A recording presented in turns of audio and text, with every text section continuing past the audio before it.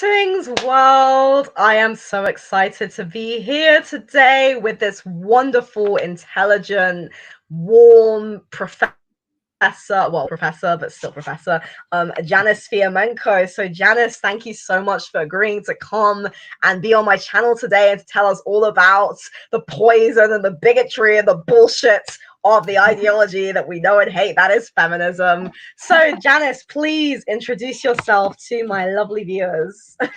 Well, thank you very much, Serena, for having me on your show. And yes, I recently retired. Well, actually 3 years ago now, I retired from my position as a professor of English at the University of Ottawa. I taught there for about 20 years. Before that, I taught at the University of Saskatchewan in Saskatoon, both in Canada.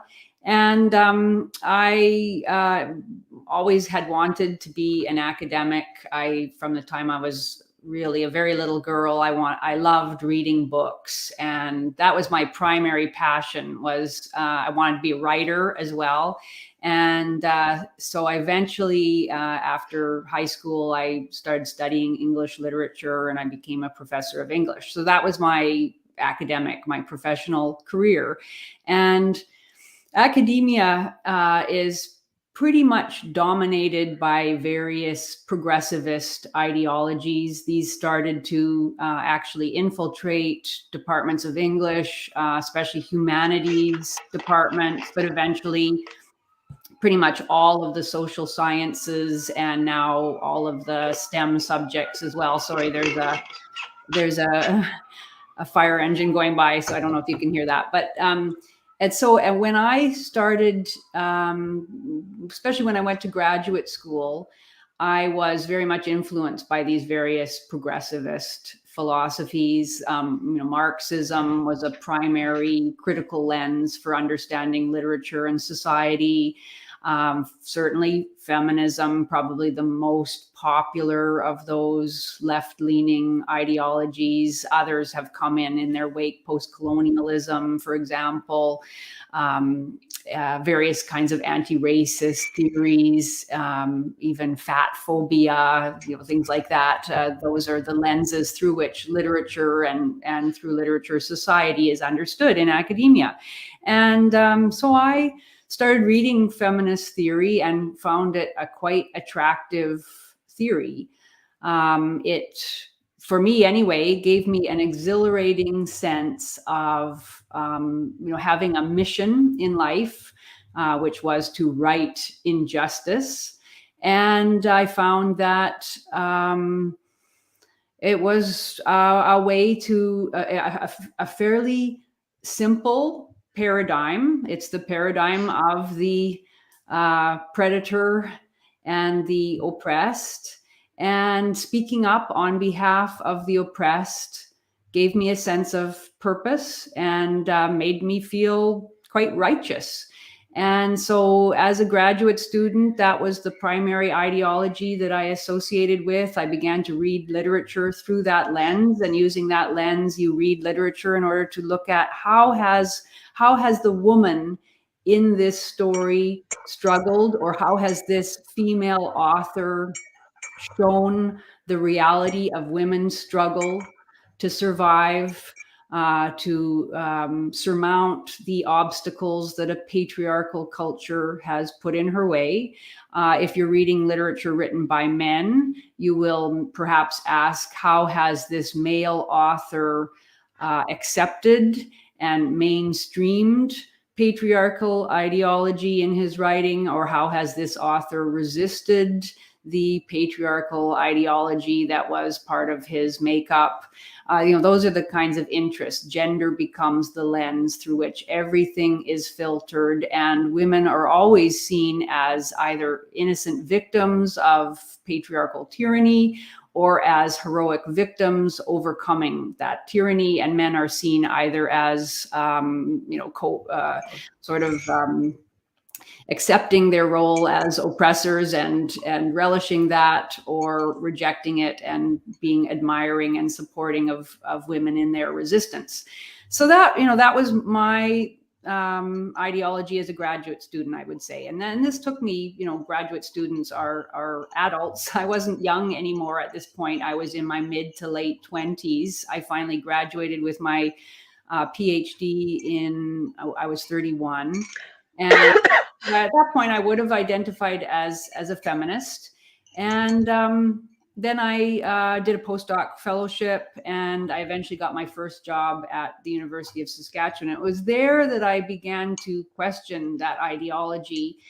And, it was a gradual process. I can't really say that this one thing happened, but it was just a process of starting finally I had this job, and I was teaching students and interacting with students, and I could just see that what I had embraced as the story of women's victimization, if it had ever been true, it certainly wasn't true any longer. And I should say that my own life was not a life of being victimized in any way. So it was a life of being mentored by both men and women. I had a wonderful advisor who was a woman, but I had many male professors and male teachers who treated me as an equal, who were fully confident that I could do whatever I set my mind to do if I had the ability to do it. My parents had always treated me as somebody who had agency, as somebody who could achieve as long as I had the talent and as long as I had the determination. So the fact that I had embraced feminist ideology is a big question for me, really. It wasn't based on any kind of personal experience of victimization. It was just believing that what I read was true, and believing that because so many others, especially in academia, so many men and women both seemed to believe and support feminist ideology, I thought it must be true that these terrible things were being done to women, and that sexism was still a major problem that needed to be fought and defeated. So when I finally got into the classroom as a professor in my early 30s, I could just see that the young men in my classes were not oppressors. They were not any of the things that feminists claimed. They were not privileged. They did not have advantages that the women didn't have. They were not entitled. If anything, it seemed to me it was the opposite. I felt for these young men. I began to think what it must feel like to be one of these guys at age 18, 19. They've done nothing in their lives really except go to school. Now they're sitting in a university classroom, and in nearly every single course they take, they have to hear about how their sex is responsible for all the bad things in the world. They're responsible for war, inequality, injustice, the cruel treatment of women, and that the only thing they can really do about that is apologize and take a step back and let their sisters step forward and take over, because women are superior. Women are more collectivist oriented. Women are more empathetic. Women care more about people, especially about the vulnerable. And women are better at running things. They make better leaders, and they're not going to start wars, etc. And so I saw that, and I just thought, man, what a trip. What a bizarre burden to place on young men's shoulders, that they have to hear this and apologize for things they never even did and weren't in any way responsible for or even complicit in. And not only that, but they have to accept that burden of guilt, and they have to bear it in their own lives, because they have to be willing to accept affirmative action policies in the university. At the university, there are special scholarships for women.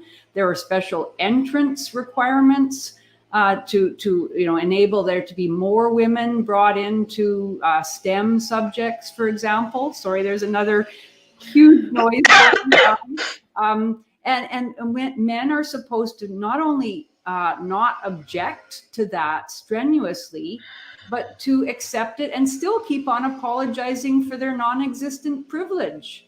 And it just struck me as really quite horrible. And I could see that Yes, evil. because the This is ideology, terrible.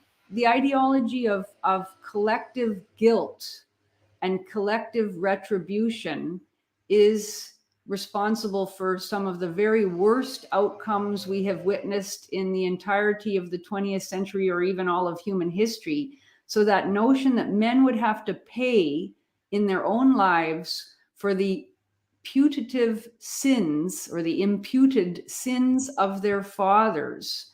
By virtue of being born a man. I mean, I swear to God, while you were talking, I was almost crying and just thinking of like my brother and, you know, all of the young men who have been taught that they are evil, they are pigs, they are misogynists. And Yeah.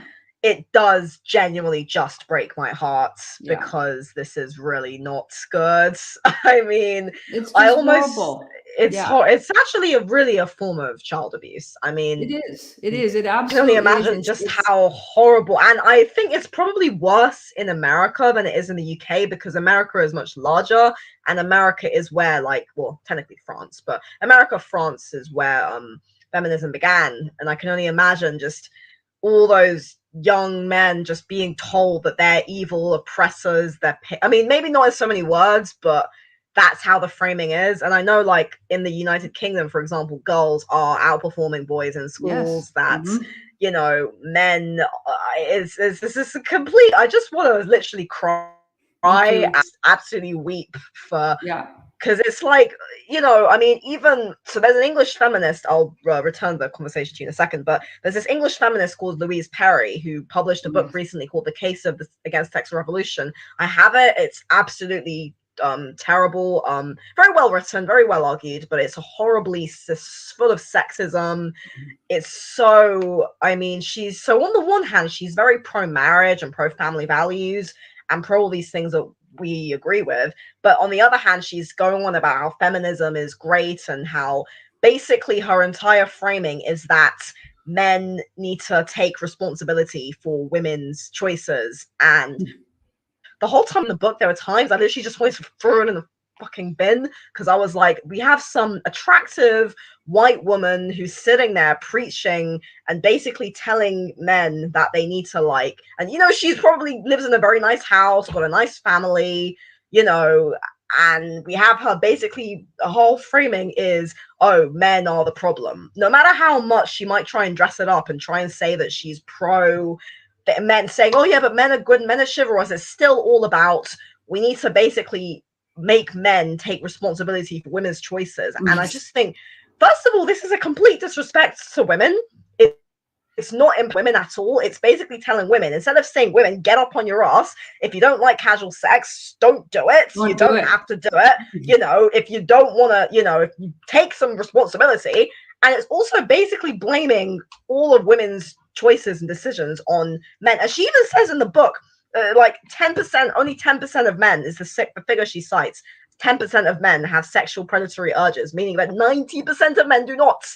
And I literally thought this woman is just. I don't think. Look, I don't want to be like nasty. I'm sure she's a very nice person. I'm sure she's probably like you, just very misguided. You know, like you know, and it is true. Like the West is really the way I've always, well, not always, but the way I've seen feminism for the past few years now. It's kind of catering to these very, and I'm, you know, excuse me for saying this, but this kind of white middle class leftist women's ideology. And it's like, if you're not part of that, if you're a man or if you're a woman of color, if you're working class, if you don't fall into that kind of very elitist cabal of angry women who are just pushing this very privileged, very gynocentric ideology onto everyone else.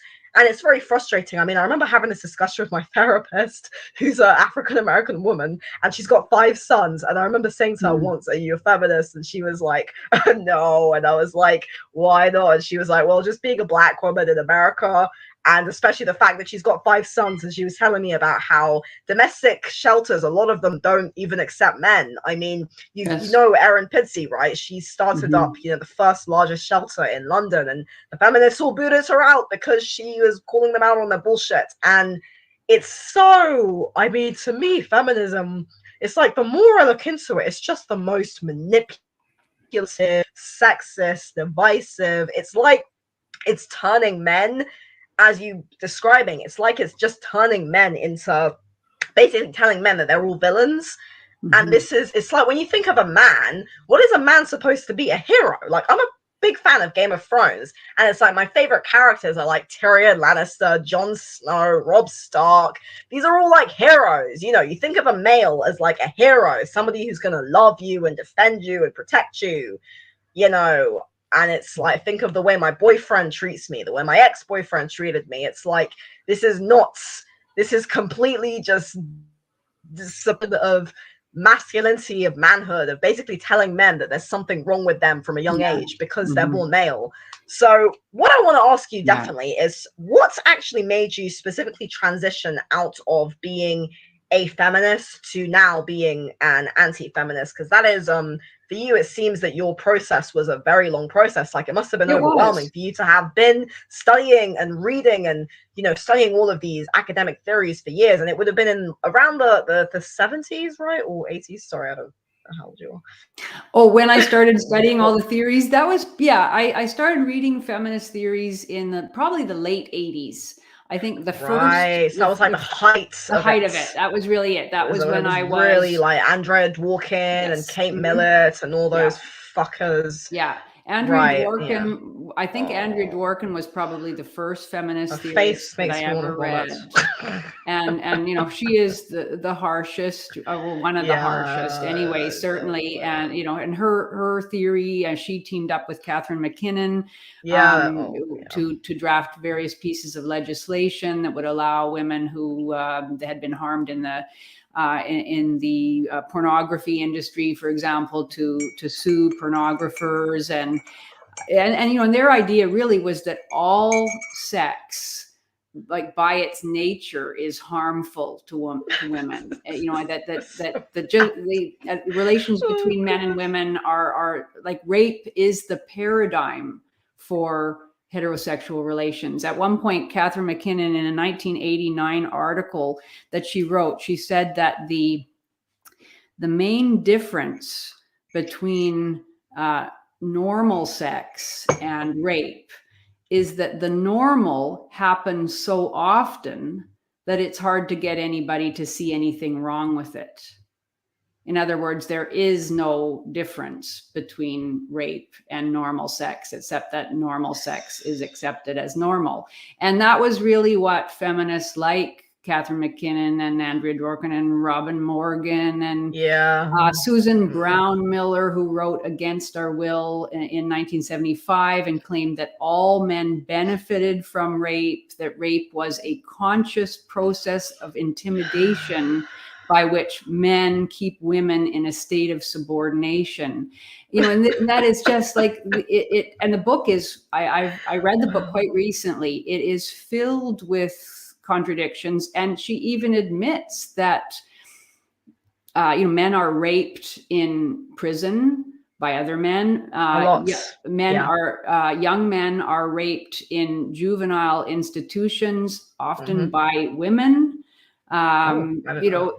Yeah, she even admitted that women rape men. I mean, there have been recent studies about that too, about men, surveys in which men report being forced to participate in sex that they didn't want. They report that at this is by the CDC in the United States, the Center for Disease Control. They do these kinds of surveys, and that those were in cases where the young men were reporting that being forced to participate in sex against their will or when they didn't want it, just as often as women. So but this notion that you know, rape is something that benefits men and only men, and that the tiny percentage of men who rape are somehow representative of all men, and that all men desire to dominate women and, you know, to cruelly objectify them. I mean, that it's on its face objectively ludicrous, and yet it has permeated our culture to an enormous extent. So to get back to your question, I don't have an explanation for why I ever embraced feminism in the first place, but it was a gradual process. I started teaching in the late 1990s. So throughout Kind the of about when I 90s, was born. yeah, Born 97. yeah, throughout the 90s, and and it was dominant in the 1990s, especially in academia at that time, for the feminist ideology. But when I started teaching, I just gradually came to reject it, and I could see also that I thought it was having a negative impact on women. I found that it made a lot of women, I mean, it has a negative impact in all sorts of ways. It gives women a false idea about the real relations between men and women, obviously, but I think it also, like, it psychologically damages women in various ways. In some cases, it makes women believe that they are victims. And then they get this victim mentality where, as you suggested, women don't have to take responsibility for anything, so that anything in your life that doesn't go wrong, whether it's from being unhappy with your body, which, a lot of us are unhappy with our bodies, or it's a personal failure, whether that's trouble in relationships or trouble in your job, all of that can in some way be blamed on somebody else, either on a specific man or men, or just on the patriarchy, our sexist society in general. Sorry, just quick interruption. I just remembered reading a note in Louise Perry's book where she says something, and she's writing about casual sex, and she says, you are entitled to feel angry at a culture that has set you up to fail. Right. And I read those words, and I literally wanted to slap her in the face. Yeah, obviously I wouldn't, because I'm sure she doesn't mean it, but it's like, this is literally poison. This is a complete failure at empowering women. This is complete bullshit. It is very much, it's an adolescent feeling, isn't it? When you feel rage at a culture that you believe has set you up for failure. It isn't the case at all. Especially, it's like these fucking middle class, white, leftist, Western women who all have a bunch of money, and it's like, how dare you?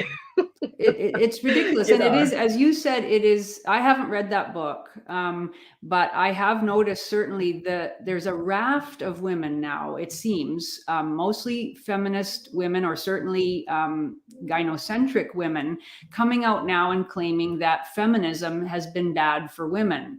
But it's been bad for women in the sense that they claim it has victimized women, which, to a certain extent, I agree with that. But it's as if the only victims that they can care about are themselves. Yeah, and so it's narcissistic. It's a very narcissistic ideology. I agree, and it's like, it's the, in a way, it proves that one of the worst atrocities of feminism has been that it's made women incapable of caring about anybody else but themselves. Absolutely. It's very Machiavellian, very narcissistic.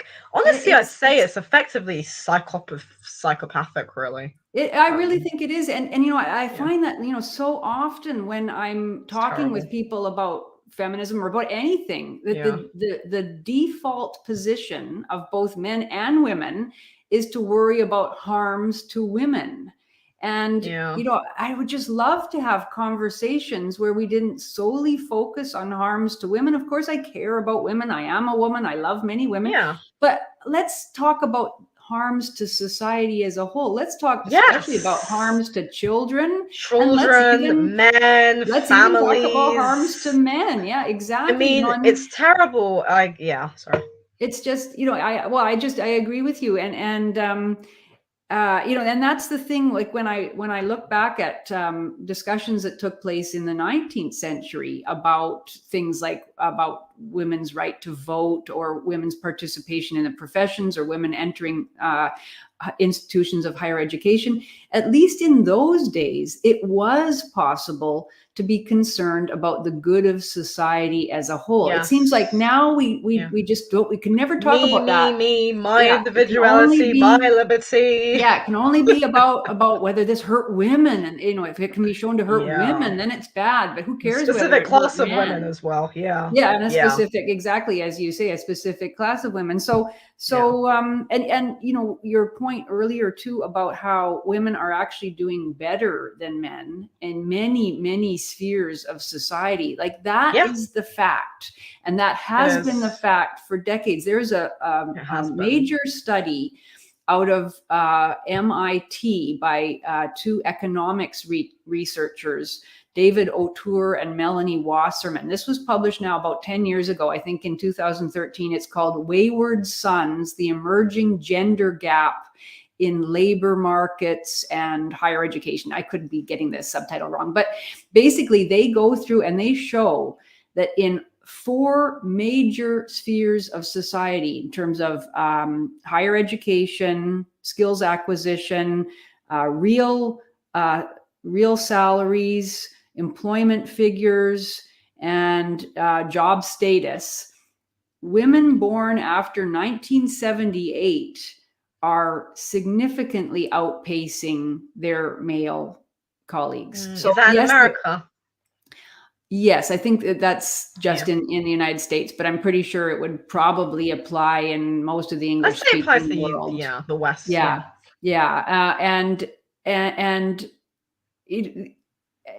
they point out too that the effects on men, especially poor men, are really significant in that those men, working class men, minority men, they're really being left behind. They don't make enough money to be attractive to women, as a permanent mate.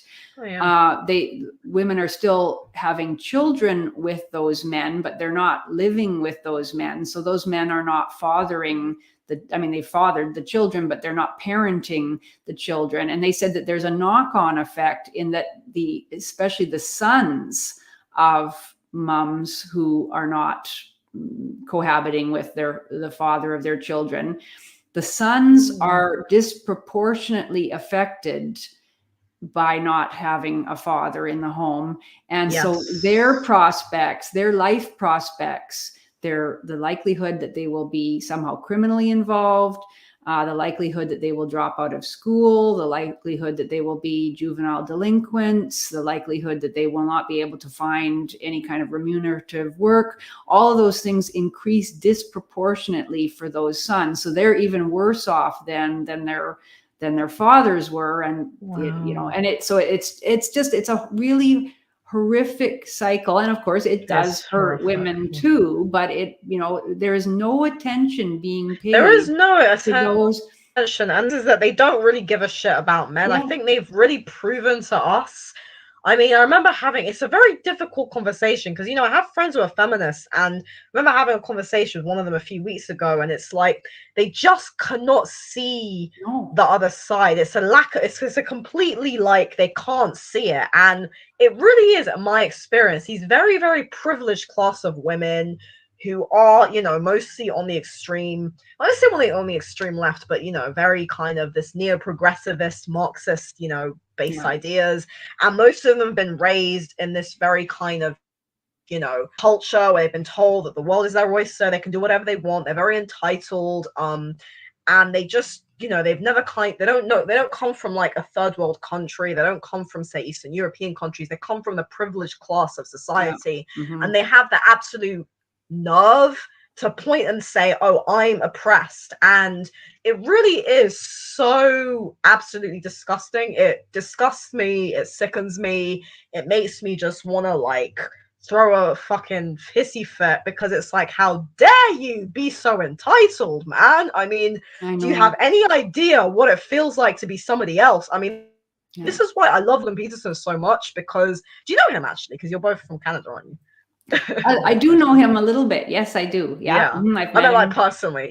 Because he's great. Because he's actually, and the feminists can't stand him because they don't want men. They basically don't want anyone to succeed, especially apart from themselves. And they don't want men to succeed. They don't want to have a culture which cares about the fucking society, which actually, again, is more about what is it about us. And it is a very me culture. It is a very my liberty, what I want. And my generation, I was saying this to you before we start, my generation have definitely been the most, because think about it, all the stuff that you were kind of learning and going through at the time has all been passed on into my generation. It's I came into the world in the late 90s, 97, and we've been raised by these ideologies. And even though I was never really taught about feminism per se in school until sixth form, so what Americans will call high school.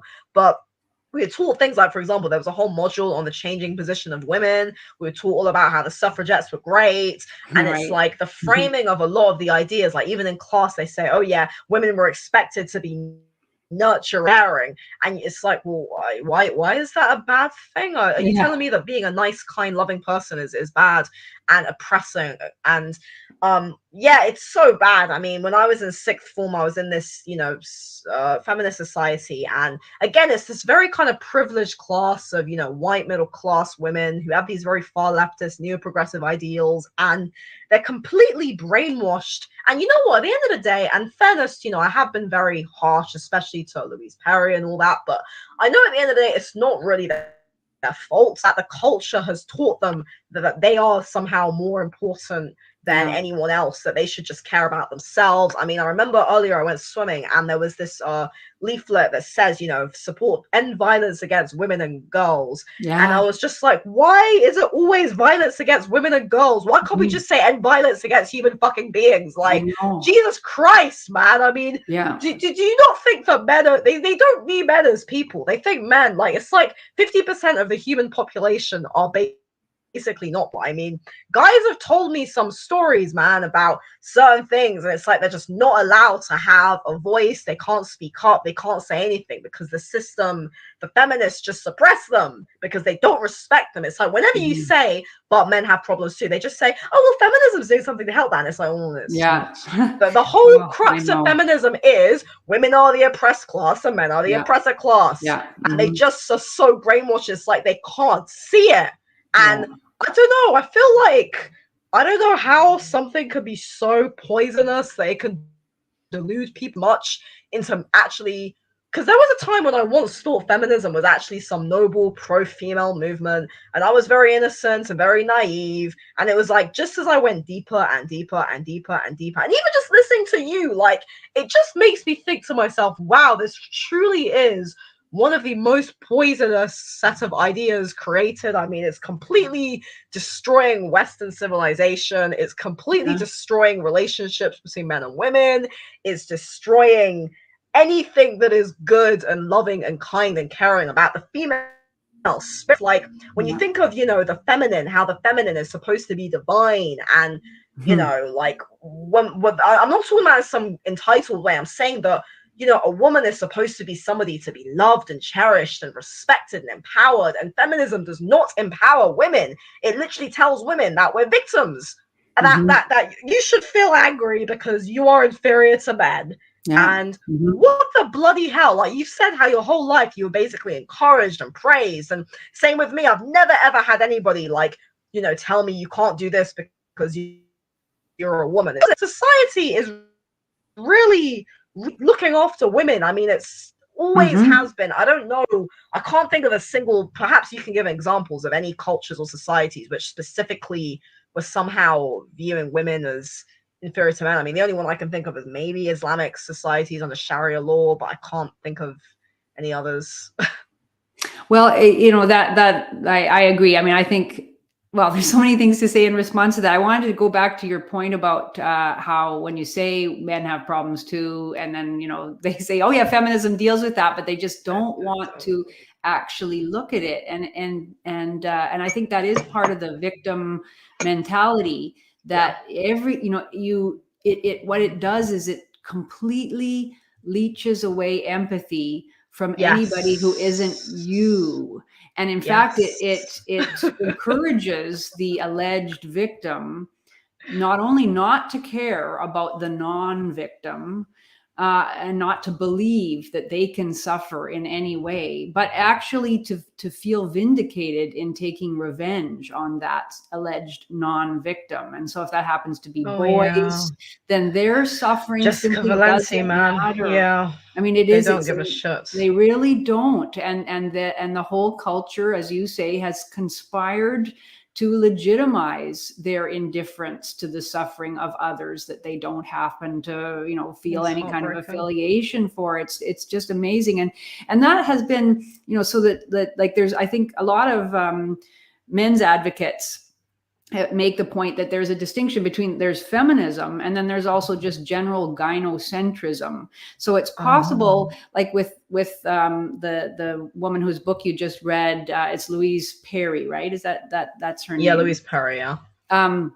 I've seen her a bit being interviewed. Yeah, again, a I'm lot sure she's a very nice, reasonable person. I think she's just been brainwashed by feminist ideology. I think she's, again, just another typical white middle class woman who thinks that, you know, feminism is some noble cause, who probably sits around with her white middle class feminist friends and goes, oh yeah, you know, and it's just like, I mean, I don't know, man. But yeah, I mean, well, I think, you know, there's feminism, and it's possible to be anti-feminist, but if you're not also anti-gynocentrist, then you're really then just promoting a different kind of centering of women. And it sounds to me like a lot of what I hear recently of women criticizing feminism, what they are really doing is they're trying to replace feminism, the feminism they don't like, with a different sort of gynocentrism. So it isn't really all that much different from the feminism that they're criticizing. Yeah, Perry's book is very, very, very gynocentric. Yeah. You know, only women really matter. Our Same with primary Christina Hoff concern. Summers, I mean, a lot of the anti-trans activists who Julie reject Bendel, elements another of, one, you know, that fucking misandrist. You know, they imagine that trans is somehow the latest form of men oppressing women, and you know, and so again, they just, whatever the situation happens to be. In that case, it is the idea that if somebody declares himself a woman, he is a woman. They see that as patriarchal oppression of women, erasing of women's bodies, erasing of women's safe spaces and women's perquisites. Yeah, J.K. Rowling was kind of the same. I mean, I do love her. I'm very pissed off at what they've done to her, but her whole essay, I mean, of course, I think that she's a fantastic writer and I defend free speech. Her whole essay did reek of that very gynocentric. Exactly. Again, it's, you know, it's, oh, well, it's to poor women, oh, we're all this and that. And it's like, can you just, again, think of somebody else for a change, I know, man? exactly. I mean, like, trans people, I mean, we can think about the trans thing is interesting because I do think that is a big problem. I think trans people do need help, but that has kind of become a big problem. It's a problem which is not being solved at all. It's having a terrible effect, especially on children, which we know. Yeah, absolutely. No, I agree. I absolutely agree. I mean, I'm in the odd position. I'm sympathetic to trans people. I don't support trans ideology, and I certainly don't support radical trans activists, but I also don't support the anti-trans feminists who claim that this is they're hypocrites, really, because it's really, I wrote on one of my, I think I mentioned my article, it's really just I think I described it as like their feminist chickens coming home to roost, because it's like, your ideology, literally, you know, fucking Simone de Beauvoir, your ideology is the one which said the female role is oppressive, and it's like, now you're bitching and moaning that the female role is being erased, but what was the ideology that literally she told that we're inferior to men, that we're being oppressed, that we should all hate ourselves? It's no wonder that entire generation of young girls now don't want to be girls, because they've been taught their whole lives from birth that being a woman means that you're being oppressed. And I remember I made a video on one of my videos, a short, saying that in 5 years, the word woman is going to be erased from the English dictionary if this madness continues. Because it's like, when you think again about a woman is supposed to be somebody who's strong and courageous, like, I mean, I don't respect any feminist. The only one I do respect is Camille Paglia, because I think she, I mean, again, I don't think that I think she's probably just, as well, doesn't actually realize how, you know, the early feminism was screwed up. But at least in her book, she was actually saying women need to take responsibility. Women need to stand up for ourselves. It's like, yes, somebody is actually empowering us. I mean, I think if you don't take responsibility, you can't be empowered. And there's other ways in which I think trans is feminism's chickens coming home to roost. I mean, for one thing, feminism has told men for decades that they should become more feminine. Feminine. They Men should should get in become like touch. women. They Women should should become like, become men. yeah, I mean, This is that is a central tenet of much of to feminist theory. destroy And in gender fact, that roles, basically. you Yeah. know, you in your essay, you talk about the lies of feminism. One of the central ones is that gender is a social construct. That begins at least with Simone de Beauvoir, if not earlier, but Simone de Beauvoir in particular. She has a whole chapter on biology. She admits that biology exists, but she says that biology only matters as it is shaped by culture. And that is a primary feminist principle. And de Beauvoir said, one is not Indoctrination, man. born, one is not One born, but born, rather mother becomes becomes a woman. woman, Yeah. right? So that She means that is it's really a lot of like the kind of bullshit because she didn't really call herself a feminist per se, did she? Initially, no, she was she a, did not initially, yeah, no, but she but inspired on much of Friedan's oh ideas, and yes, then that inspired fucking yeah, Steinem, and then all yeah, of them sat Millet, all of those, together and yeah. their nonsense, and Yeah. yeah. And it is explicit. If anyone doubts that feminists created the idea that gender is entirely malleable, if anyone doubts that or thinks that men invented it rather than feminists, you should read Kate Millett, Sexual Oh yeah, Politics. it's terrible. Her Yeah, first got it chapter, on my Theory of Sexual fucking quote. Politics, she repeats over and over again that gender is a social construct. It has really nothing to do with genitalia. We get further then along in feminist theory with somebody like Judith Butler, Yep. who Yeah. proponent Oh, of the queer same. theory. She explicitly says that all sex, not just gender, sex itself, the sexed body, is a performance, and that anybody can perform anything essentially. And so that now to say that trans is a phenomenon whereby men are oppressing women, I'm sorry, the whole ideology would have been impossible without the feminist insistence for 50 years that Yeah, culture they is really basically what matters. created this. The trans thing has really been created from feminism because obviously gender dysphoria is a genuine medical condition. Yes. I am sympathetic to it, and Me I do too. think that the world is not doing anything to actually help trans people. I mean, I actually on the women's advocate sub, I actually wrote an explicit thing saying I want this sub to and the women's movement that I plan to usher in to be specifically focused on the experiences of feminist biological females. And somebody, people were saying, oh, transphobic and blah, blah, blah, blah. But it's like, well, no, I think that trans people need their own space and their own movement, and they need to, effectively, sort out the problem. But we cannot have this whole thing of people just this intersectionality bullshit. It's effectively trying to erase people's identities and say, right, now everybody just get together. And this is the problem. You can't solve a problem by just bringing everybody's things together. You have to deal with, trans on its own, women on its. That's why I think it's really good there's movements, and I think we do need a women's movement, an actual fucking women's movement, not a goddamn feminist movement. But I think we need to have an actual trans. I don't even know if for trans, like something to actually solve the problem. But you're completely right. People do need to understand. And even I'm learning a lot while listening to you. Like, I didn't even. It's true that a lot of the social constructionist stuff did come out. Would you say that it was because of feminism per se? Because I know, like, for example, John Money Yeah, and there's what's John the other Money as guy? well. I mean, were they feminists per se, or was it kind of Well, different? well, I would say they were feminists. And certainly they were working in their own way. They were sexologists. That was their claim to fame, that they were arguing that if a boy is taken at a very young age and raised as a girl, in the case of the very famous case of the Reimer David twins, Reimer, yeah, God David ruined Reimer. his life, man. Horrible story, and John Yeah, Money, became absolutely famous as a result of that, and being able to claim that here he had a living example of a boy raised believing he was a girl, and allegedly made a perfect adjustment as a girl.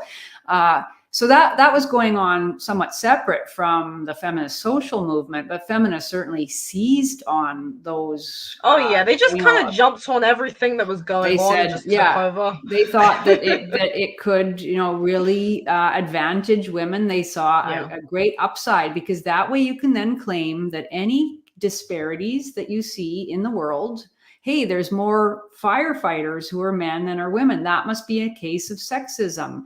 There are more engineers than more male engineers than women. There are more Nobel Prize winners who are male than are female. And anytime you find a disparity, you can say that that's the result of sexism because you believe that gender is only a social construct. There's no other reason why fewer women might have decided to become engineers or fewer women might have become Nobel Prize winners.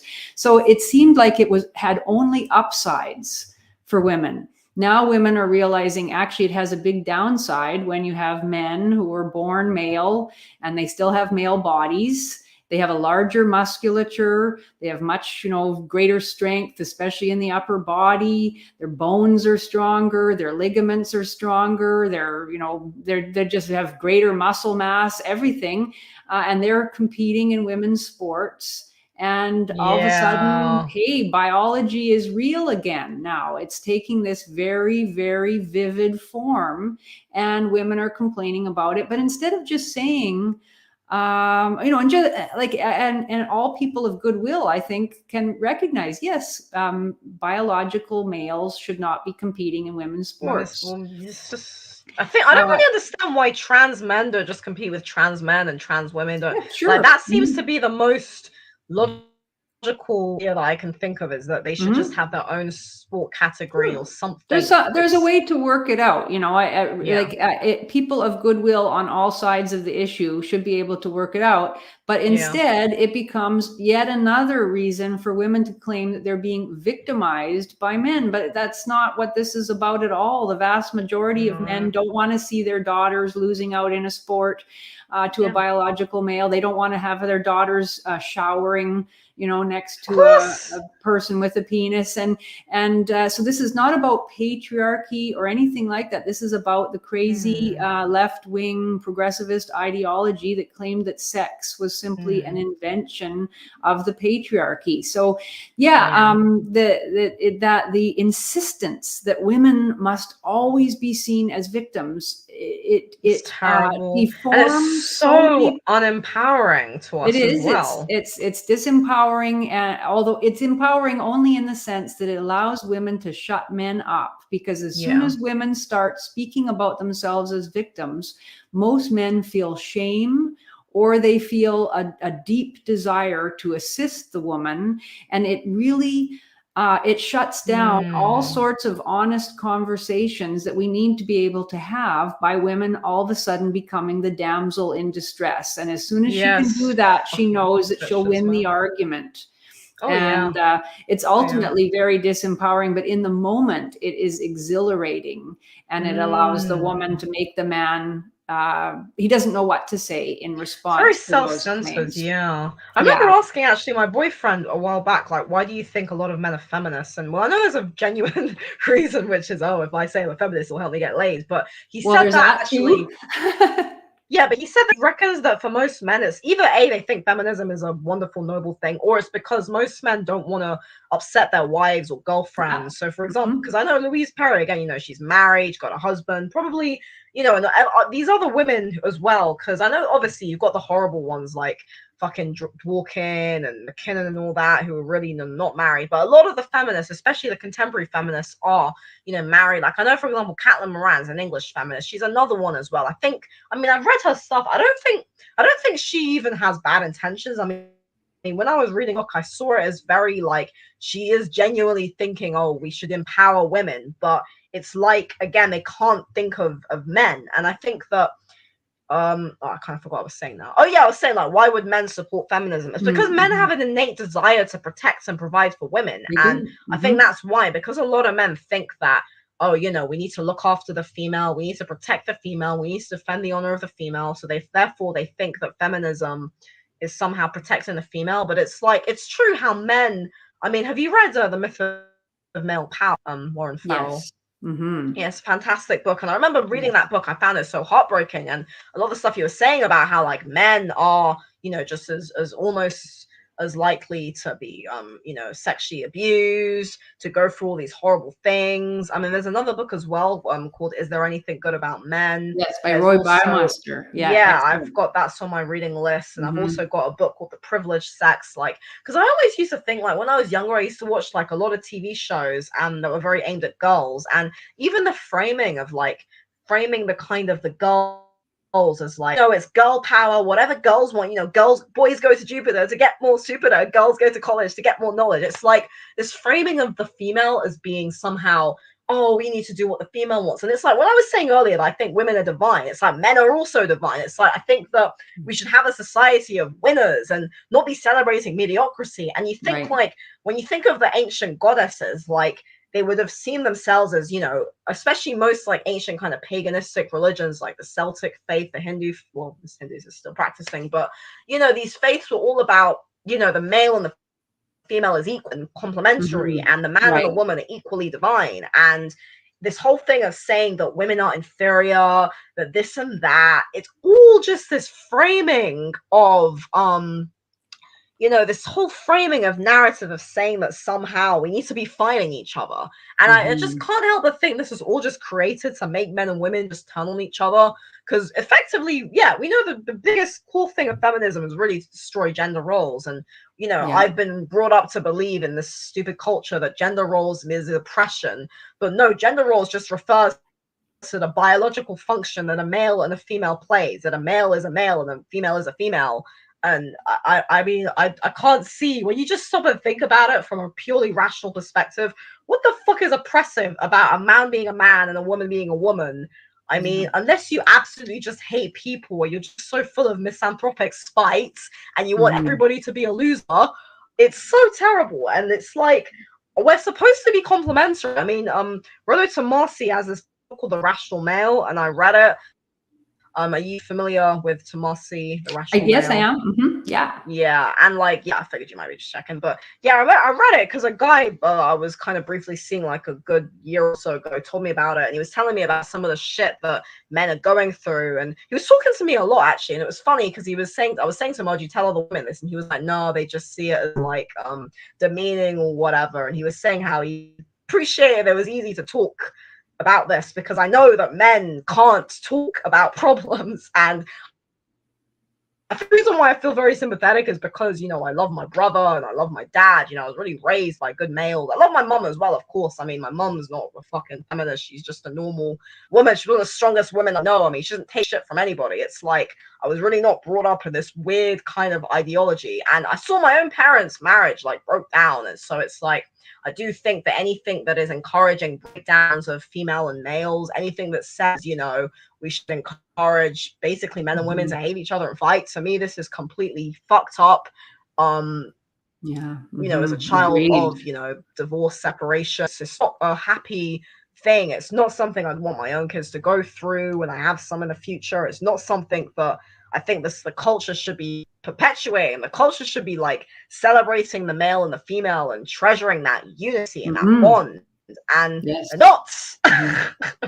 Yeah, Yeah. I agree. And just to get back to what you said about why are so many men feminists, or why do some men become feminists? I think Yeah. it is, it again, it goes to this issue of the empathy that men have. So the exact opposite, I think, is true of what women say, or what feminist women say about men. They claim that men don't care about women, that men are indifferent Yeah, even to I've said women's stuff like suffering. this, oh, men don't care about women. It's terrible. It's not, it isn't true. No, Unfortunately, it's it not. seems to me that a number of women don't care very much about men, Oh, but they most don't. men, Feminists, yeah. the vast majority of men really do care about women. And Yes. so when they hear about feminism and they hear statistics about rape and domestic violence and that sort of thing, they feel genuine concern, and they're happy to Yeah.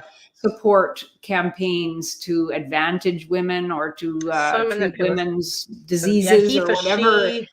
Yeah. Yeah, all of that. Exactly. I mean, that plays on that chivalric impulse that so many men have. And, this has been proven scientifically, like Roy Baumeister, who is a clinical psychologist. He has done experiments that show that women definitely have a greater in-group empathy. Women tend to care more about women than about men, and men have a greater, empathetic focus on women than on men. So, yeah, it is. I mean, and so it's like, it's ridiculous. Like, and feminism built on that, obviously. If feminism were true, and if we really lived in societies where men oppressed women, hated women, were indifferent to their suffering, where men joined together, to shore up their privilege and power at the expense of women, well, feminism would never have been able to flourish. Succeeded. No, it would not. No, it wouldn't. Men would have just said,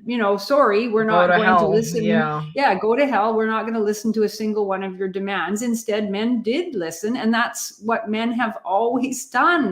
That's absolutely. It's like, for example, sorry.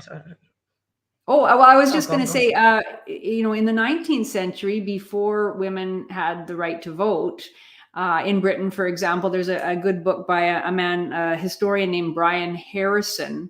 I forget the name of the book right now, but it's on the history of the suffrage movement. And he admits that all of the major campaigns that women's groups were involved in were successful in getting an all-male parliament to pass legislation to advantage women. So, for example, when women began to agitate about having access to higher education in the mid-19th century, the universities opened to women. Gradually, but inexorably, it became possible for women to attend university and to gain degrees, and they did. When women agitated about women's property rights in marriage, all male parliaments passed legislation to protect women's right to own property in marriage. When women expressed concern about, issues around sexual consent, sexual assault, all male parliaments were very concerned to pass legislation to protect women from violent and sexually predatory men. So this idea that men don't care about women, and that until women gained political power and couldn't therefore vote and become actively involved in politics, that until that point they were powerless, it simply is not true.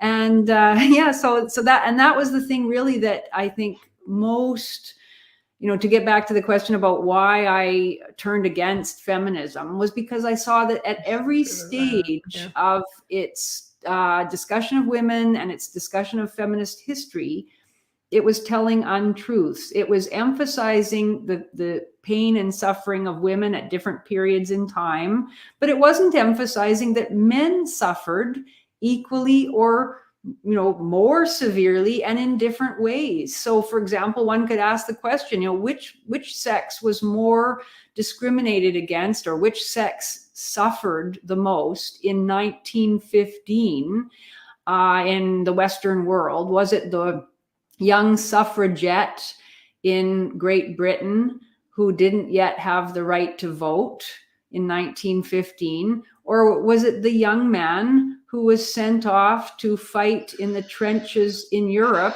and had his guts blown out, or watched his fighting anyway? Yeah, so the fact that I mean, I've even seen feminists argue that the fact that it's men who are sent off to fight in wars is an example of privilege. Is an example of sexism. I mean, it is in a way, but it's an example of the fact that all of us, men and women alike, care more about protecting women. We have always cared more about protecting women than we have cared about protecting men, especially young women. And it's related to our evolutionary biological impulses. Young women are precious to a society because they're the ones that bear children. Young men are not as central in that sense. So you can have one man who can impregnate a number of women. It takes a long time for a woman to be pregnant and then to have the child and to look after the child. So each individual woman has a kind of biological value to the community that each individual man man does not. Men can be sent off. We have a collective willingness to accept that men can be sent off in the hundreds of thousands, as they were in the First World War, and they can be killed, or they can come home, with a leg missing or whatever it happens to be. And that is simply something that our society will accept. Would we ever accept sending 900,000 women, as happened during the First World War? 900,000 women to go off and be killed, and hundreds of thousands more, to come back shell-shocked or missing an arm. I don't think we could. That's the difference. Now, feminists may say, yeah, but women have never been respected for their achievements in the way that men are. And I think it was true. I mean, I don't think it's true now at all, but I think it was true probably let's say in the 19th century. It probably was true that women, to some extent, were more loved than respected. And this is part of the gender dynamic, that respect tends to go maybe towards men who struggle and achieve things. Women get love automatically just because they are female. They are valued and loved and cherished. Exactly. Simone de Beauvoir actually mentions this in her book, The Second Sex, where she says that even the advantages that young girls have are a form of sexism. And she admits that often parents dote more on their girl children than on their boy children. They'll let the boys go out and play. They don't really even concern themselves so much, She says that that's sexism, in that the parents, whether consciously or not, they expect that the boy should be toughened up because he's going to have to take his place in the world. He's going to have to earn, he's going to have to strive and compete. The girl is not going to have to. She's going to just simply have to be her beautiful self and find a husband to look after her. Now, Beauvoir says that's sexism. And I can see her point. It is in a sense, but it's not the sexism. Wrong way. It's not sexism. It's really just based around, Yeah, it's not misogyny. And that's the thing that feminists always do too. They talk about differential treatment of men and women, girls and boys, and they always turn it into an example of misogyny. But it's not misogyny when societies protect women. And many of the previous rules that were created, that feminists now talk about as examples of misogyny, they were rules, they were laws that were created to protect women because women were seen as vulnerable, which they were, and children. And for example, one of the examples that I've seen thrown around a lot lately is the idea that a woman needed her husband's signature on a credit card in order to, she'd have to have his signature. Sorry to interrupt. I was actually going to ask you about that regarding Devil's Advocate, things like, so why couldn't women own property? Why did women need their husband's permission? Was that because of systemic sexism? Why couldn't women vote in the first place? Because that's what, So those are the things that are always brought up. And I don't know the answers to all of them, but some of them were simply facets of the marriage ideal in earlier times. Certainly in the 18th and 19th centuries, the idea was that the woman was protected in marriage. Women could always own property when they were single, but it became more complicated when they got married, because in marriage, the man and the woman were considered one person in law. And so then that meant that in some ways the woman got subsumed under her husband's identity. It did not mean that people stopped considering the woman human, or stopped caring about her as a human being, but it meant that the man sacrificed and the woman sacrificed. Feminists only focus on the woman's sacrifice. She sacrificed her sexual autonomy. She could not have sex with men other than her husband. And that was so that the man would know that the children were his children, right? So that but he also couldn't really have sex with other women. I mean, feminists say that men could, unless they were, not really, unless the men were rich or something. Most men would not very upper middle class and upper class men had more sexual freedom. It's true. They did. A man who had an affair was not considered to have disgraced himself to the same extent that was true for a woman who had sex outside of marriage. Okay, so that was the woman's sacrifice. She sacrificed her sexual autonomy. The man sacrificed his financial autonomy. He had to support that woman. And the reason that, the woman was to sacrifice her sexual autonomy was he had to support those children. He needed to know those were his children. Yeah, there was no birth control. There wasn't any birth control. There was no paternity testing. A huge difference to everything. I mean, most women in the 19th century, certainly most married women, single women still could achieve all sorts of things, and they could be professional women. They could own their own businesses. There were many successful business women. We don't hear about that, do we? See, the feminists don't talk about. I think they just suppress that, so we think that they were all oppressed. Yeah, exactly. And the few women that were successful, women could make all sorts of money as educators, as authors. They worked as historians. Even in medieval, they did all sorts of things. But it is true that in marriage, most women who were married were either pregnant or caring for children for a good part of their adult lives. So the idea that they would not be going out into the world and voting, being involved in politics, being involved in the hurly-burly of business life,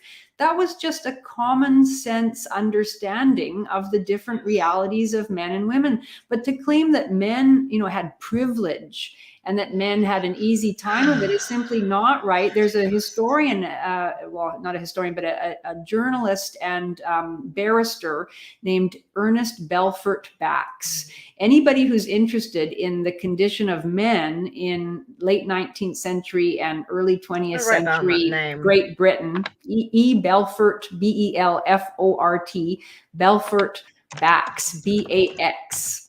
He has written 2 books. One Honest Belford is in B-E-L-F-O-R-D.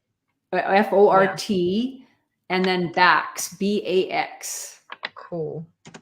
He has written 2 books, one called The Legal Subjection of Men, which was in response to John Stuart Mill's book called The Legal Subjection, or The Subjection of Women. And he also wrote another one called The Fraud of Feminism, Bax wrote.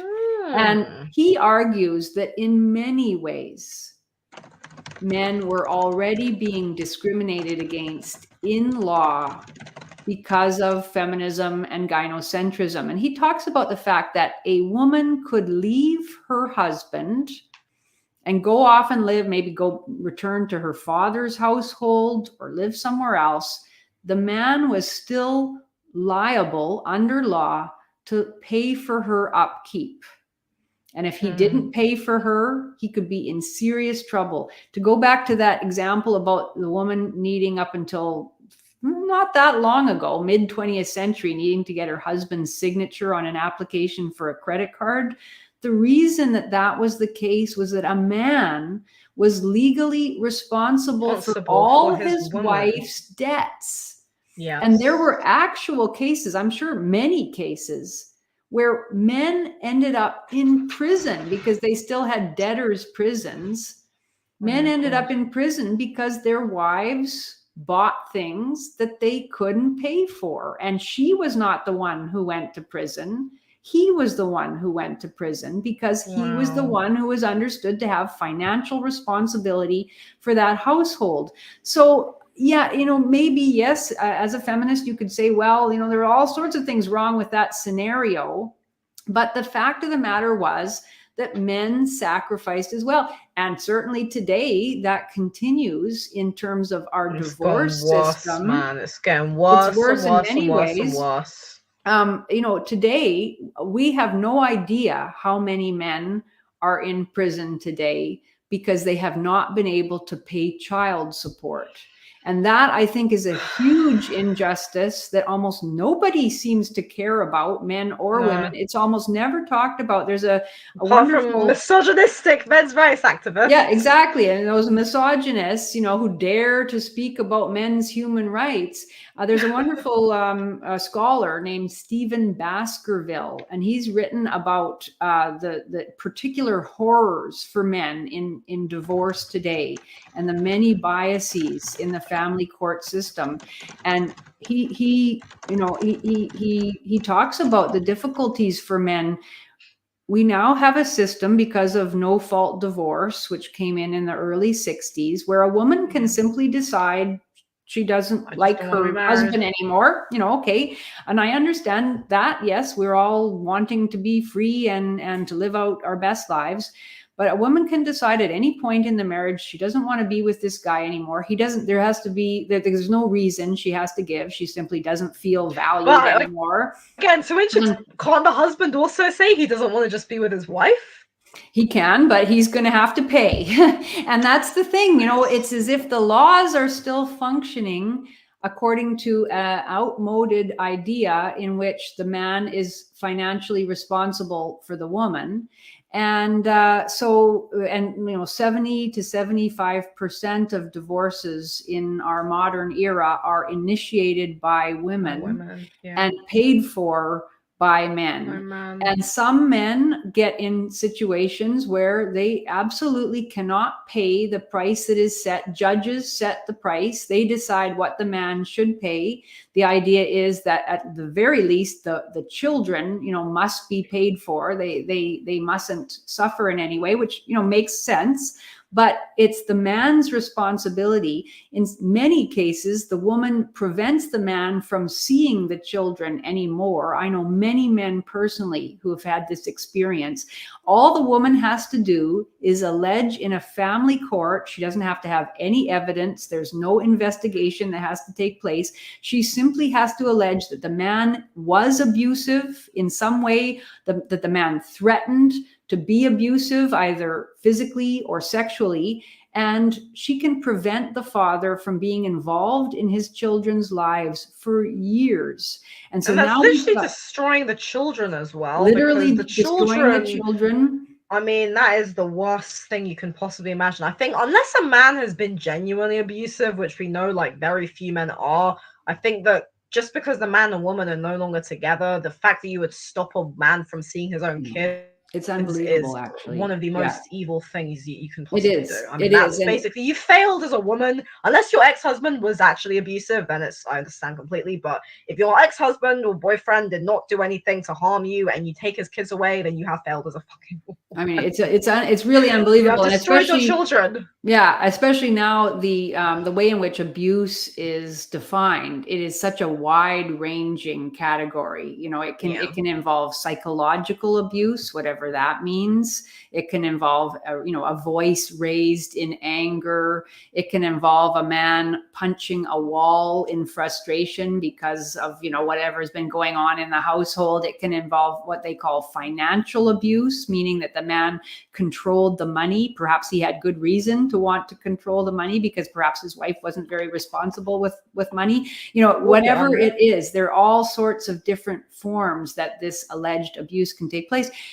Can take and I know so many men who have completely lost contact with their children, and it is so it's I don't know. I have no words for it, really. The damage to those men is just unutterable, and then often the woman, in her anger and sense of righteous indignation against this man, she will tell the children that their father doesn't care about them and that he was a bad father, and she's the only parent that cares, and so she will actually alienate the children from their father. Now, if you talk about violence and you talk about the violence that men do to women, that kind of thing, a woman deliberately preventing her ex-husband from fathering his children, from being able to be involved in their lives, I think that's just far worse than shaking or a slap across the face in an argument or something like that. I think that is just the most horrific thing you can do, really, to another human being. It is. And I remember actually my dad told me he had a friend who literally would drive out house to look at his kids that he was not allowed to see because his wife had taken them Yes. away. I Oh, mean, of yes. course, Mm. we both agree that, it's obviously violence against women is bad, but A, we know that violence against women is much smaller than the media tries to make it out to be. Like, again, most men are not fucking physically violent against women. I mean, this is ridiculous. And also, as well, it's a real injustice to women who've actually been harmed, because I remember that I read this book, for example, called The Feminist Lie, and he was talking about how some, I can't remember what percentage of cases of rape that are false. It was like, it's like 40 something percent of rape allegations are false. Is that true? That's a big question, but go on. We can talk Well, about that. effectively, he was talking about that, and all I can think to myself as well. Not only have you destroyed men, you're also harming women who have been actual victims of rape. Sure, of Because the course. thing is that women who have been actual victims of rape is a very small percentage, and they are actually not now going to get any fair justice, because the system has been overturned by all of these narcissistic women who were basically lied, who have put men at risk. I mean, the guy, I talk about it very bluntly in a couple of my YouTube videos. I lost my virginity to a guy who was horrible to me and he did mistreat me, but he didn't rape me. I mean, there's no way I can go to prison and say, oh, this man, and get revenge on him. It's like, well, no, obviously what he did was very bad.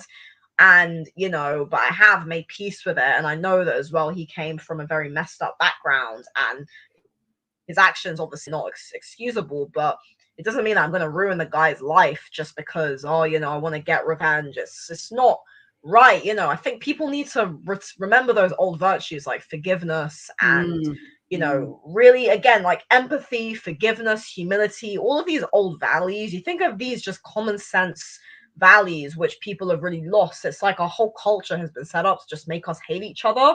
And I am very disgusted and I'm very appalled listening to a lot of what he's saying. It does make me very angry and it does make me frustrated because I hate it. I don't want to live in a world where men are just being like, it's true, 90% of feminists don't give a shit about men, but 90% of men do care a lot about women. That's it. And That's what it's I terrible. find. Yeah, I find that, Absolutely.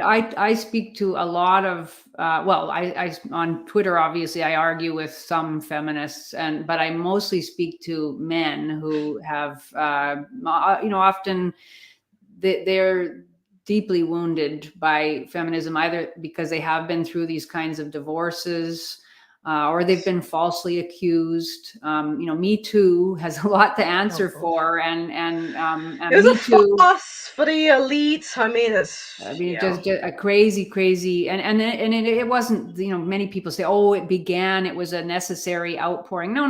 That's been going on for decades. There's a book by Daphne Patai called "Sexual Harassment and the Future of Feminism," and that was published in 1989, if I'm remembering correctly. Oh, wow.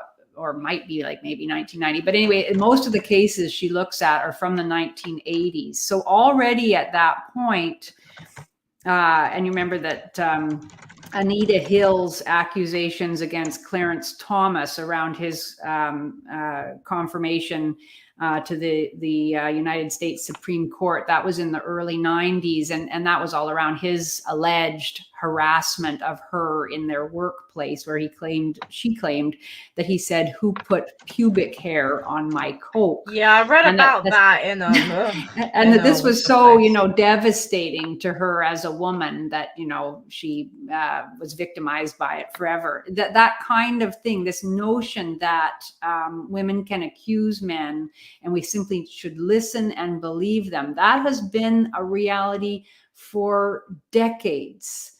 And so this notion that women aren't believed and that they should be believed, I think, is one of the most pernicious elements of modern feminism. Lie. I mean, it's a complete the lie. same. It's the elite. It's the same elitist women who don't give a shit about anybody. I mean, and it has right?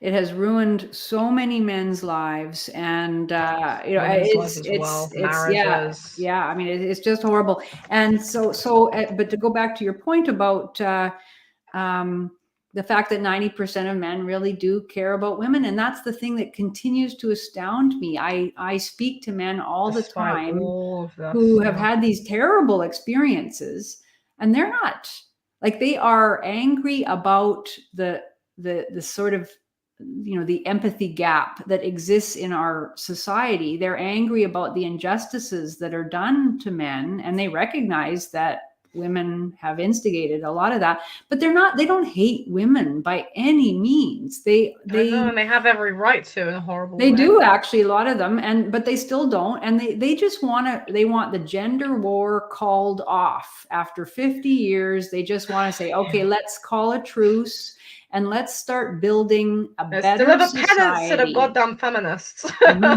Yeah, and it's just extraordinary the appetite that many women have for, and as you said, you had a bad relationship.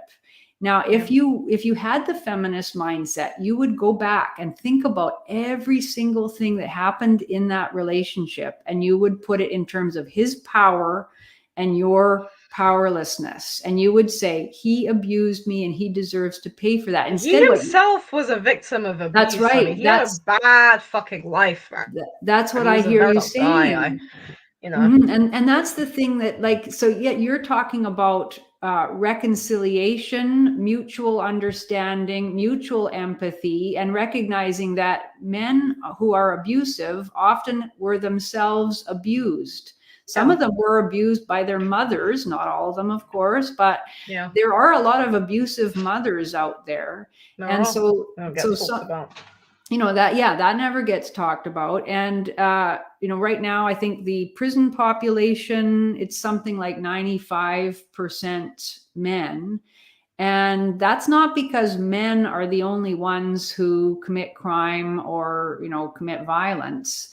It's because the whole system is just not as concerned about female criminality, female wrongdoing, and female violence.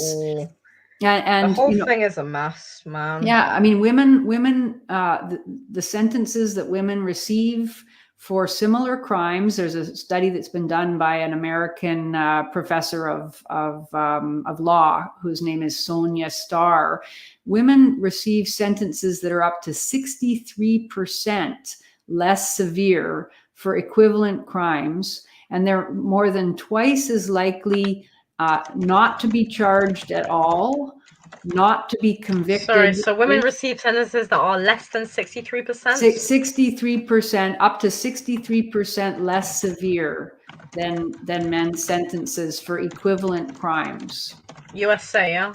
That's in the US, yeah. And this is a study by Sonia Starr, Starr, Sonia, Sonja.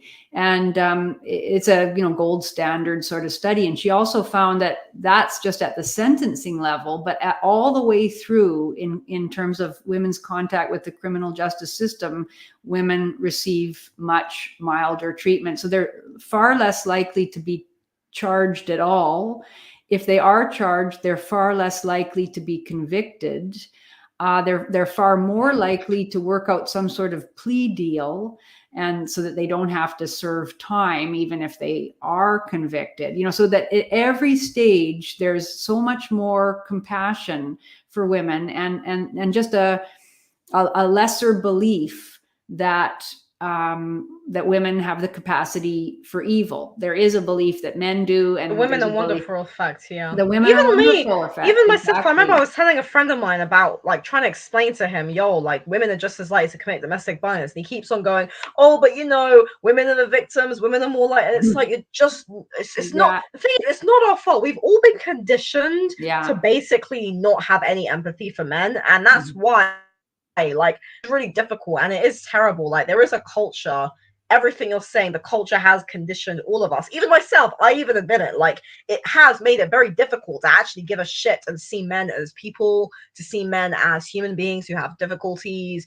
To actually sit down and think, how are men also with 50% of the human population is basically just not being cared about. I mean, I've even heard feminists say bullshit oh, poor men, is they don't give a shit, and this is not right. We need to actually have a culture which values people, which values men and women, which is actually views people as equals, as in let's care about women and let's also care about men. Let's care about what's best for society. Let's stop with all this individualistic me bullshit and actually start thinking about humans and start loving people. Again, when you think of all these basic, like, I'm not a fucking religious person, but I am extremely spiritual, I said to you earlier, and love thy neighbor, love thy fellow man, fellow woman. Like, these are all the basic fucking traits, and they've all been lost, and it's terrible and uneven.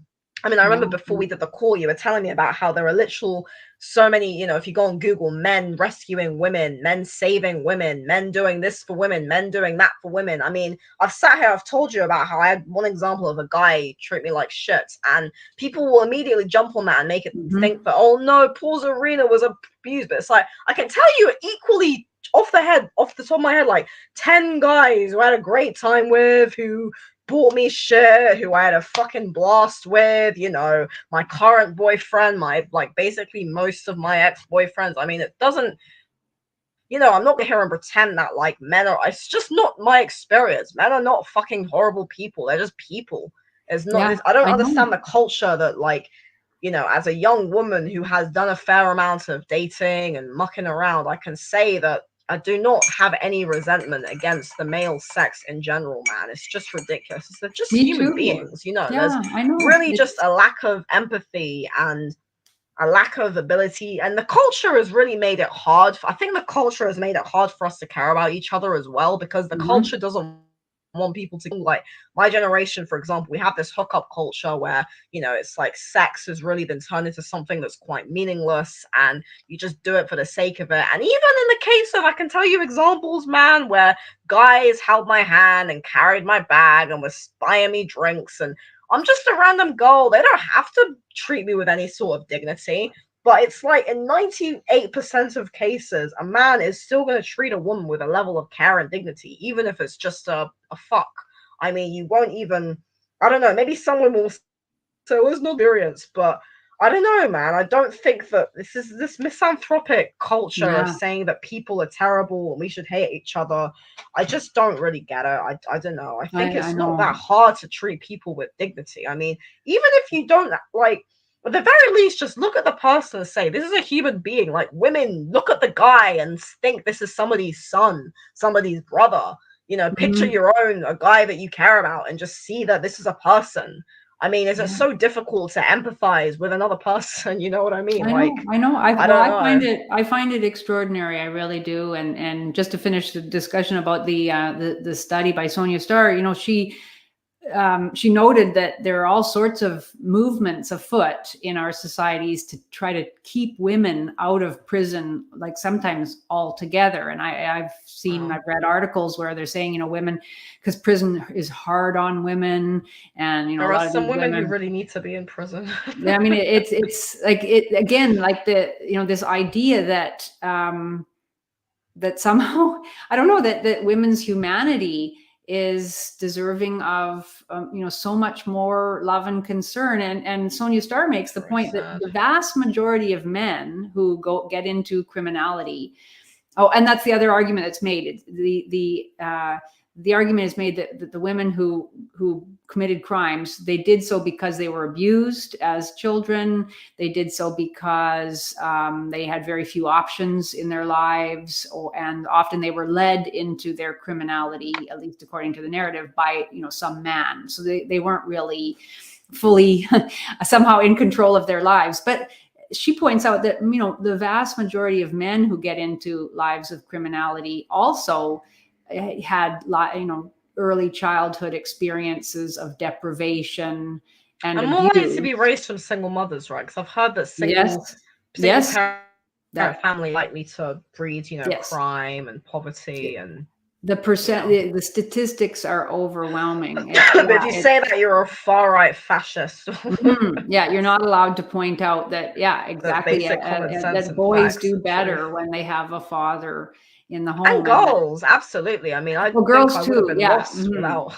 I'm so happy that I was actually had like a good dad. I mean, I was really lucky in that. I think I was really lucky because I had despite my parents' marriage basically going to shit like 10 years ago, I'm really lucky that I actually had like a good dad who actually like loves me, and like, It's I a mean, I was terrible very, thing very to grateful. deprive, to deprive a girl of her I mean, of father. course, with all due respect, I will of course say that, for women who have genuinely been abused, who have been genuinely mistreated, I do have empathy. I don't think anyone wants to dispute the fact that, it's obviously terrible if a woman has been abused, but we also need to understand, what is the cause of that? I mean, usually in most cases, women who end up in abusive relationships, it's usually because they were raised by, say, their dad was abusive, or maybe they not have a dad around them, Right. or Yeah. maybe they would have had very low self-esteem. Like, I mean, one of my Yeah. favorite novels is It by Stephen King, and the prominent female character Beverly Marsh is like,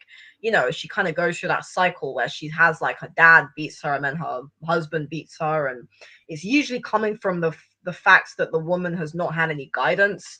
But what I really despise is how this is framed as some kind of, okay, so we're just saying that all men are violent. I mean, well, one violent man is not responsible for the sins of, like, that every man is somehow violent, and B, yes, violence against women is a problem, but it's committed by a very small percentage of men, and usually those men are suffering from some serious problems. Maybe they have sociopathy, maybe they're like antisocial personalities. Like, again, if I just think back to my own Yes. ex, he had like every single problem you could think of. He was definitely textbook sociopath.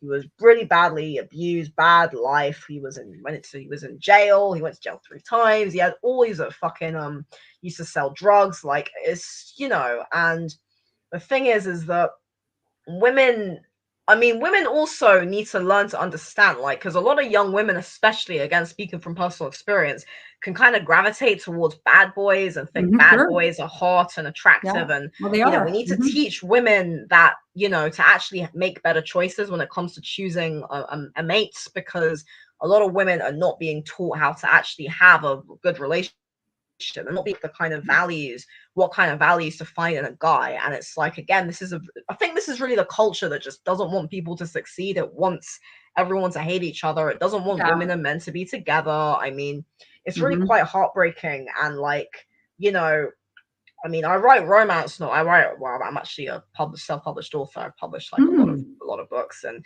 one of the genres I write in is romance. I've written like a whole bunch of romance novels, and really, the series is really a social commentary underneath on the problems facing my generation, like all of the deprivation, the mental health difficulties. And when you think of romance, it's really the fundamental thing that women want. So, like, when I was a teenager, my biggest fear was like dying alone. Like, I think that's a fear that most women genuinely have. No woman wants to get to her like 30s or 40s and like be single. I think, and this is another thing which I really don't understand, how feminism has really failed women, because it's basically told women that the desire to have a man, the desire to have love, and the desire to be protected and cared for is somehow oppression, or somehow Hmm. means that you're inferior. And it's like this culture is saying, oh, I don't need a man, be single independent. So you can be single independent when you're like in your 20s and you're attractive, but by the time you get to 40, it's not gonna cut it, and it's just so bad. Hmm. It's like feminists want Hmm. women to make the same mistakes that they did. They want women to just Mm. be alone and bitter, and they don't want Yes. anybody to have any happiness. And we think of Well, a relationship happy between a women don't make good feminists, really. So, exactly, exactly. I mean, A woman what who feminists is, yeah.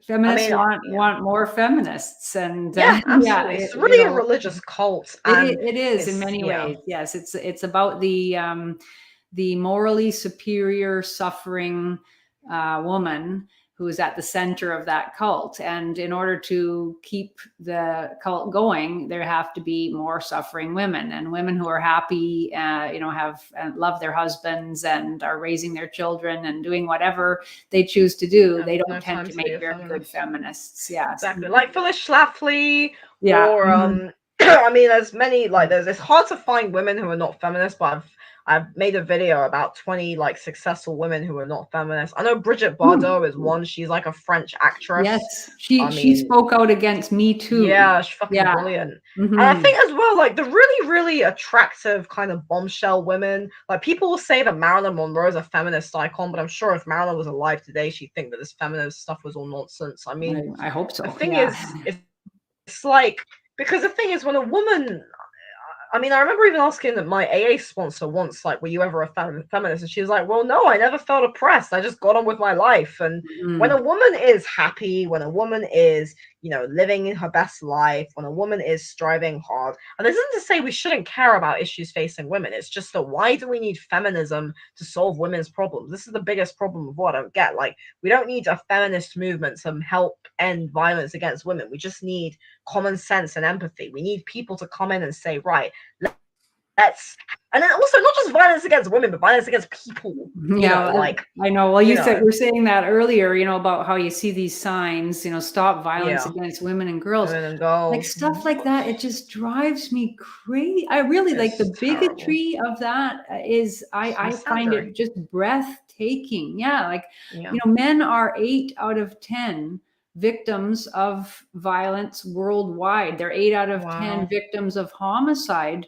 worldwide. True, they are also the perpetrators of some of that violence, but there are so many statistics that show men as suffering in much greater proportion than women, and yet somehow we just don't care. Who are the homeless? I remember I first started thinking Yeah, about the this when homeless I men.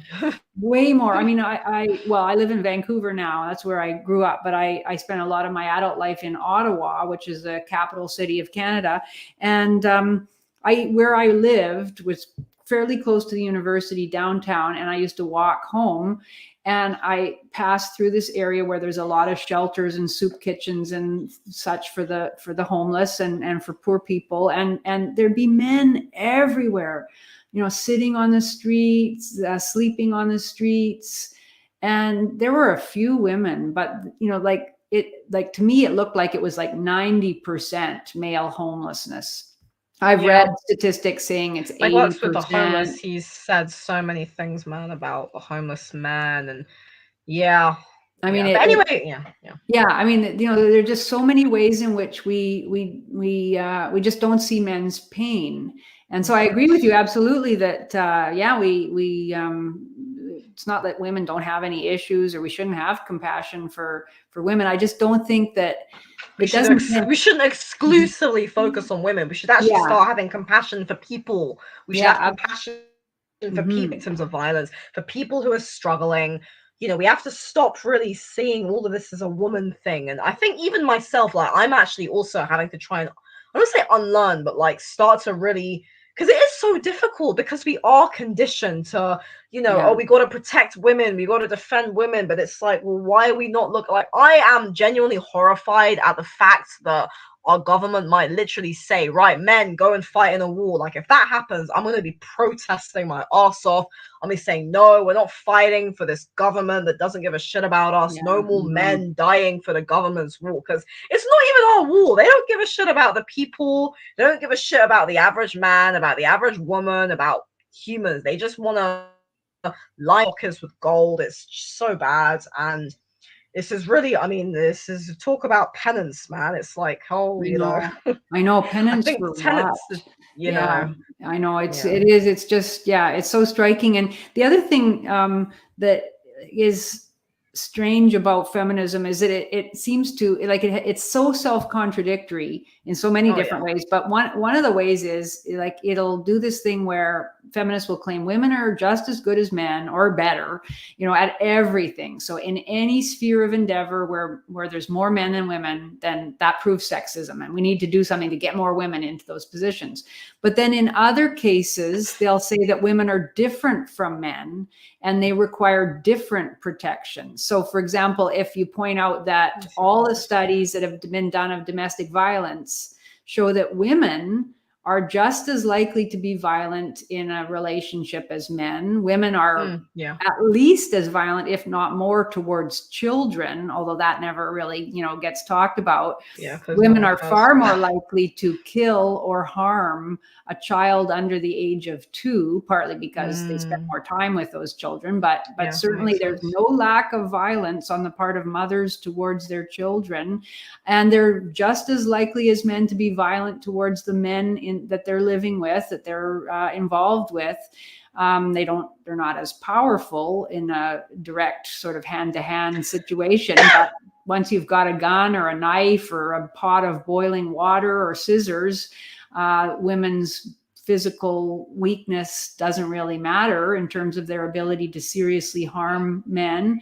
And also, most men do not want to harm women because most men are aware they're physically stronger than a woman. That's I mean, I actually have one of my stories. The first novel I published is called Every Last Psycho, and it's got split into 2 novellas. And the second novella is literally about a female psychopath and how she operates. And it's like, there's a very funny scene. Well, it's not funny, but it's kind of dark comedy. But it's like the scene where she's having a fight with her boyfriend. It's like, oh my god, you know, the guy does not want to harm me. It's like terrible. And I really do think that, you know, most men are aware they're stronger, they're more bigger than a woman. Like, you know, most men know I'm stronger than this girl. I'm not gonna harm her because she's smaller than me. It's like, the fuck. I don't know. I don't really understand this idea that men are all violent and hate women. I know, think it's so not the only true. people who are violent and hateful are the ones who are making us think that this is the world. Yeah, I think you're absolutely right. And that's the other weird thing about the culture, is that it believes it needs to teach boys how to restrain themselves, you know, how to restrain their violent impulses, restrain their emotions. And so boys learn very early on that they shouldn't hit girls, and that there's certain things they shouldn't do to girls. And, you know, women are not taught the same thing. No, there's this idea that women, like, that by nature in ourselves, we as women do not have the same destructive impulses that, or similar. It's not true.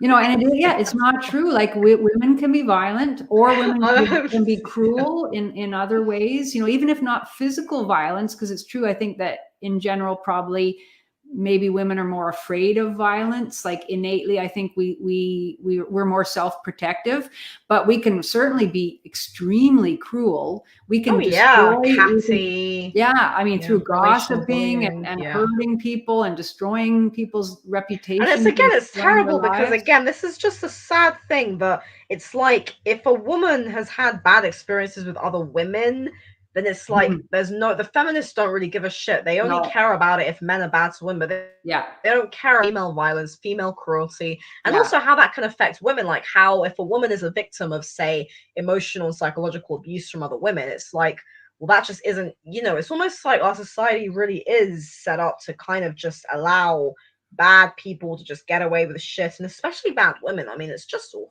I don't even know how we got there, really. I mean, it is. Yeah, it is really fascinating, isn't it? That you know, often feminists will say that feminism is the radical idea that women are human, as if men never understood that women were human. And I'd say that anti-feminism is the radical idea that women are adults, or the radical idea that women have agency, because I think the real harm that's being done is that women's agency is being denied. And so we don't recognize that women have the capacity for evil.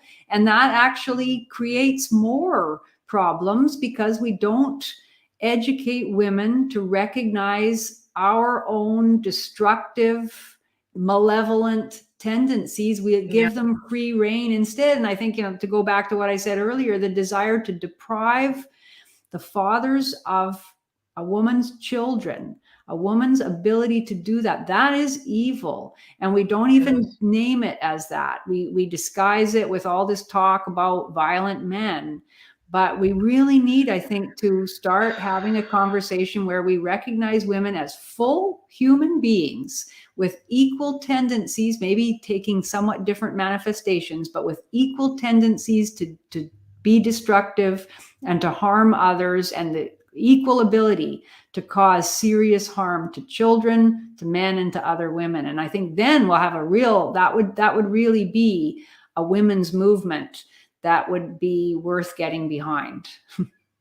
Well, trust me, Janice, I'm doing my best to usher one in. Thank you Yeah, so much. that's This great. talk has been amazing. I do think we should start wrapping it up now. There's been so much wonderful stuff that's been discussed. Well, I thank would you. definitely love to have you on the channel again at some point in the future. I mean, Sounds really, good. I think this is so good for people to hear, like a woman who's so intelligent and so well researched and very calm. I was really getting very wound up throughout and getting really like, because it does piss me off. I mean, I don't think Mm. I don't think anyone despises feminism more than me. I'm woman more than I mean, it's but it is great, that like there are, a lot of anti-feminist women out there, and there are women who see through the bullshit, who do realize that feminism is not empowering to women, that it is all lies, that it has really distorted gender relations, that it has completely destroyed any social and cultural empathy towards men. And we do stand with men. We are allies to men. We understand that like 90% of men are good guys. We know that you're not all pigs. We know that you're not misogynists and creeps. And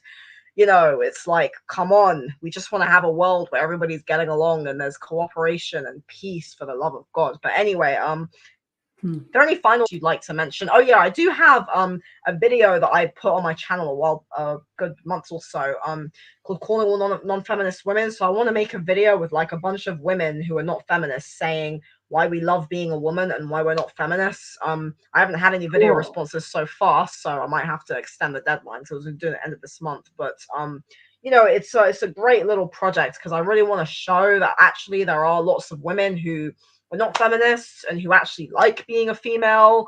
And I do feminism is very misogynistic. I do think that a lot of the feminists have this internal hatred of womanhood, of the Hmm. feminine essence, of they don't respect women, they don't respect what we've done for the world, especially prior to the feminist movements. Like you were talking about how there were so many women who were authors and researchers and educators, even medieval England. I mean, even if you go back, if you look at ancient Egypt, like I just think, just look at the goddesses, look at all those goddesses. It's like, what man is going to oppress his wife and then go and pray to a female goddess? I can't even get behind this idea. And I think that this is really just misogyny and a hatred of people. And but anyway, yeah, if there's any closing thoughts you want to make before we wrap up, then do let me know. No, I just wanted to say that I really I'm heartened by your passionate dedication to exposing lies, and the fact that you do get really angry when you think about the various injustices and the suffering of men, and the deforming, the warping of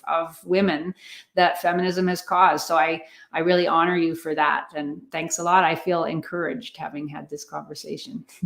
Well, absolutely. I just want to help, bring us out the darkness, because there's been a lot of suppression, especially over the last 10 years. There's been this cancel culture bullshit. Yeah, But, the time is turning, the tables are ticking. And I do hope think that so. they all know their days are numbered. It's not, because nobody supports this woke bullshit, this cancel culture. People want real action. People want to start being empowered and actually start feeling uplifted and actually live in a world we can be proud of, not a world that celebrates mediocrity and victimhood. So, Cool. I Great. mean, Good.